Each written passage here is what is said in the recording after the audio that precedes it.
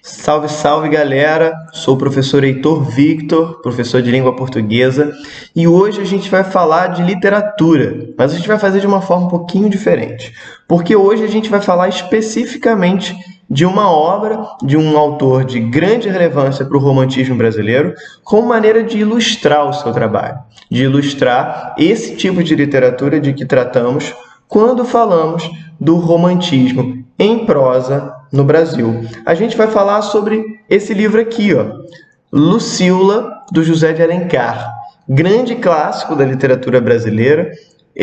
Ouso dizer que é o meu romance predileto do autor. E ele traz para a gente aqui, talvez, o exemplo mais completo, mais acabado do que foi o desenvolvimento da literatura romântica do Brasil no século XIX. Por que eu digo isso? Porque aqui a gente tem uma exploração inovadora, uma exploração tanto quanto original do autor brasileiro, né, do José de Alencar, com relação à literatura europeia, ao romantismo europeu. É muito frequente a gente falar que a nossa literatura romântica ela foi uma cópia da literatura europeia. Mas o José de Alencar ele tem um interesse de inovar, ele tenta fazer diferente, ele tenta construir uma coisa nova e, ouso dizer, ele consegue. E aqui, nesse livrinho aqui, a gente tem a marca disso. Primeira coisa, ele trata de um cenário muito característico da obra do José de Alencar, porque ele fala do Rio de Janeiro. Ele vai falar de uma burguesia que vive na cidade do Rio de Janeiro, então, capital do Império, não podemos esquecer disso, e de como essa descrição da cidade, dos comportamentos e dos seus hábitos fazem parte desse ideal romântico, desse ideal de um movimento da burguesia ascendente no Brasil também, beleza? Outra coisa relevante a ser falada sobre esse romance é que ele faz parte de uma série de obras do autor que tenta trazer perfis de mulheres. É isso mesmo. Ele traz uma heroína aqui no seu romance. Uma heroína um tanto quanto trágica, a gente já adianta, mas ainda assim compondo aí um desses perfis de mulher a que o autor pretende se referir, ou melhor, que ele pretende explorar ao longo dos seus romances. Lúcia, que é a protagonista, né, a nossa heroína, ela é uma cortesã no Rio de Janeiro e trabalha, né, oferecendo favores muitas vezes sexuais também, em troca de benefícios, em troca de recursos, como ela se sustenta. A gente poderia dizer que se trata aqui de uma prostituta de luxo. A obra ela é escrita em primeira pessoa.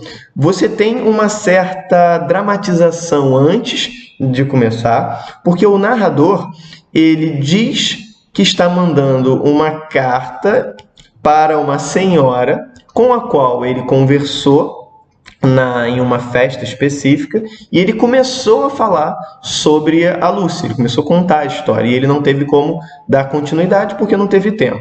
Ele disse que prometeu que contaria a história completa, então ele está fazendo isso por meio de uma carta. Então há uma dramaticidade. Ele finge que está escrevendo uma carta para uma senhora para contar a história que ele vai narrar. Isso aí é uma técnica bem específica do José de Alencar, né, para criar uma proximidade, criar uma relação de prosa, de conversa com o leitor e, claro, especificamente com a leitora. Lembrando que quem lia os romances do romantismo brasileiro eram normalmente as mulheres lá no folhetim do jornal. Então, dedicada a elas, ele faz esse tipo de dramaticidade. Para a gente entender essa história melhor, eu vou ler um trechinho aqui do início da obra, vem antes do primeiro capítulo, tá? É um pouquinho do que exemplifica essa dramatização de que falei, olha só. Reuni as suas cartas e fiz um livro. Eis o destino que lhes dou. Quanto ao título, não me foi difícil achar. O nome da moça, cujo perfil o Senhor desenhou com tanto esmero. Lembrou-me o nome de um inseto. Lucíula é o lampiro noturno que brilha de uma luz tão viva no seio da treva e à beira dos charcos. Não será a imagem verdadeira da mulher que no abismo da perdição conserva a pureza da alma? Deixe que raivem os moralistas. A sua história não tem pretensões e vestal. É musa cristã, vai trilhando o pó com os olhos no céu.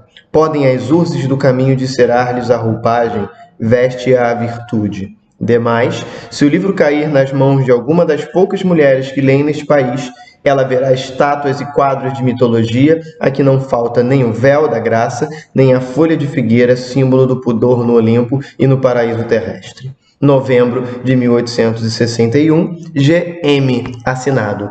GM entra aqui como esse pseudônimo de uma senhora que reuniu as cartas de alguém que contou a história da Lúcia por meio das cartas e publicou nesse livro. Então, você tem aí um joguinho entre leitor e autor para tornar essa comunicação um pouco mais direta.